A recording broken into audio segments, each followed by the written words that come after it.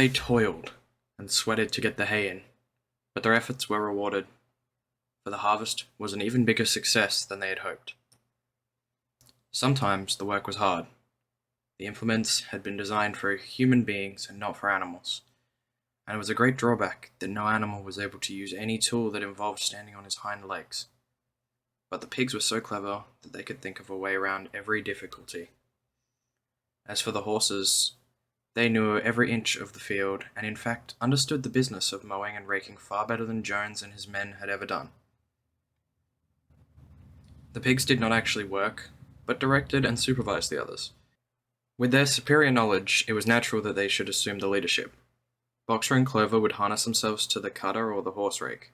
No bits or reins were needed in these days, of course, and tramped steadily round and round the field with a pig walking behind and calling out, "Gee up, comrade," or "Whoa back, comrade," as the case might be. And every animal, down to the humblest, worked at turning the hay and gathering it. Even the ducks and hens toiled to and fro all day in the sun, carrying tiny wisps of hay in their beaks. In the end, they finished the harvest in 2 days less time than it had usually taken Jones and his men. Moreover, it was the biggest harvest that the farm had ever seen. There was no wastage whatsoever. The hens and ducks with their sharp eyes had gathered up the very last stalk, and not an animal on the farm had stolen so much as a mouthful. All through that summer, the work of the farm went like clockwork. The animals were happy as they had never conceived it possible to be. Every mouthful of food was an acute positive pleasure, now that it was truly their own food, produced by themselves and for themselves, not doled out to them by a grudging master. With the worthless, parasitical human beings gone, there was more for everyone to eat. There was more leisure too, inexperienced though the animals were. They met with many difficulties. For instance, later in the year, when they harvested the corn, they had to tread it out in the ancient style and blow away the chaff with their breath, since the farm possessed no threshing machine. But the pigs with their cleverness, and Boxer with his tremendous muscles always pulled them through. Boxer was the admiration of everybody. He had been a hard worker even in Jones's time. But now, he seemed more like 3 horses than one. There were days when the entire work of the farm seemed to rest on his mighty shoulders. From morning to night, he was pushing and pulling, always at the spot where the work was hardest. He had made an arrangement with one of the cockerels to call him in the mornings half an hour earlier than anyone else, and would put in some volunteer labor at whatever seemed to be the most needed, before the regular day's work began. His answer to every problem, every setback, was, "I will work harder," which he had adopted as his personal motto. But everyone worked according to his capacity. The hens and ducks, for instance, saved 5 bushels of corn at the harvest by gathering up the stray grains. Nobody stole, nobody grumbled over his rations. The quarreling and biting and jealousy, which had been normal features of life in the old days, had almost disappeared. Nobody shirked, or almost nobody. Molly, it was true, was not good at getting up in the mornings, and had a way of leaving work early on the ground that there was a stone in her hoof, and the behavior of the cat was somewhat peculiar. It was soon noticed that when there was work to be done, the cat could never be found. She would vanish for hours on end and then reappear at mealtimes, or in the evening after work was over, as though nothing had happened. But she always made such excellent excuses, and purred so affectionately, that it was impossible not to believe her in good intentions.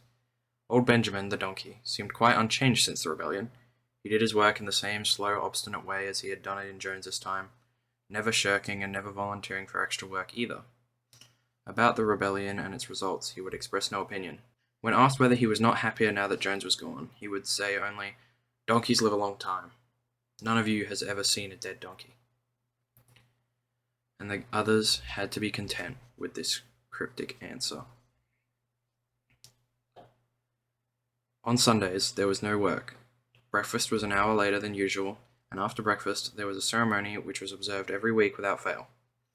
First came the hoisting of the flag. Snowball had found in the harness room an old green tablecloth at Mr. Jones's, and had painted on it a hoof and a horn in white. This was run up the flagstaff in the farmhouse garden every Sunday 8th. The flag was green, Snowball explained, to represent the green fields of England, while the hoof and horn signified the future republic of the animals. which would arise when the human race had been finally overthrown.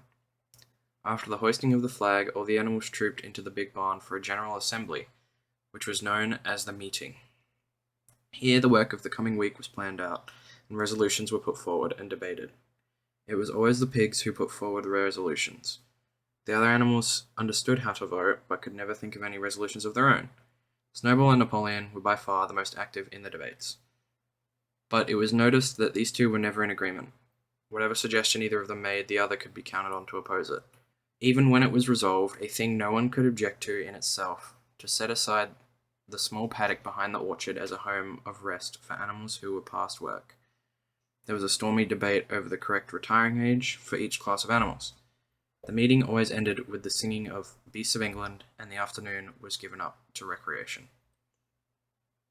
The pigs had set aside the harness room as a headquarters for themselves.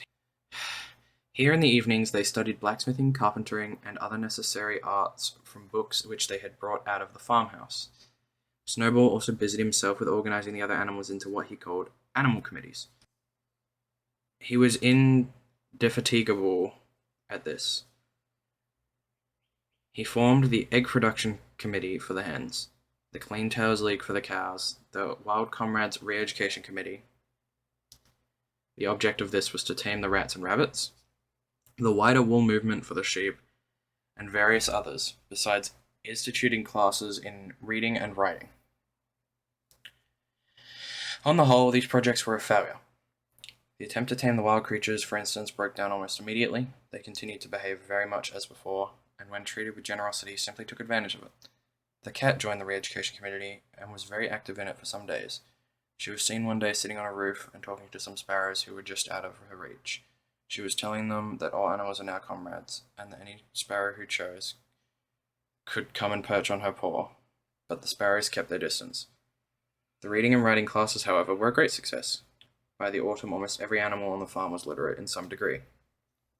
As for the pigs, they could already read and write perfectly. The dogs learned to read fairly well, but were not interested in reading anything except the 7 Commandments. Muriel, the goat, could read somewhat better than the dogs, and sometimes used to read to the others in the evenings, from scraps of newspaper which she found on the rubbish heap. Benjamin could read as well as any pig, but never exercised his faculty. So far as he knew, he said, there was nothing worth reading. Clover learnt the whole alphabet, but could not put words together. Boxer could not get beyond the letter D. He would trace out A, B, C, D in the dust with his great hoof, and then would stand staring at the letters with his ears back, sometimes shaking his forelock, trying with all his might to remember what came next, and never succeeding. On several occasions, indeed, he did learn E, F, G, H, but by the time he knew them, it was always discovered that he had forgotten A, B, C, D. Finally, he decided to be content with the first 4 letters, and used to write them out once or twice every day to refresh his memory. Molly refused to learn any but the 6 letters which spelled out her own name. She would form these very neatly out of pieces of twig, and would then decorate them with a flower or two, and walk around them admiring them. None of the other animals on the farm could get further than the letter A. It was also found that the stupider animals, such as the sheep, hens, and ducks, were unable to learn the 7 Commandments by heart. After much thought, Snowball declared that 7 Commandments could in effect be reduced to a single maxim, namely, 4 legs good, 2 legs bad. This, he said, contained the essential principle of animalism. Whoever had thoroughly grasped it would be safe from human influences. The birds at first objected, since it seemed to them that they also had 2 legs. But Snowball proved to them that this was not so. A bird's wing, comrades, he said, is an organ of propulsion and not of manipulation. It should therefore be regarded as a leg. The distinguishing mark of man is the hand, the instrument with which he does all his mischief. The birds did not understand Snowball's long words, but they accepted his explanation, and all the humbler animals set to work to learn the new maxim by heart. 4 legs good, 2 legs bad, was inscribed on the end wall of the barn. Above the 7 Commandments, and in bigger letters, when they had once got it by heart, the sheep developed a great liking for this maxim. And often, as they lay in the field, they would all start bleating. 4 legs good, 2 legs bad. 4 legs good, 2 legs bad. And keep it up for hours on end, never growing tired of it. Napoleon took no interest in Snowball's committees.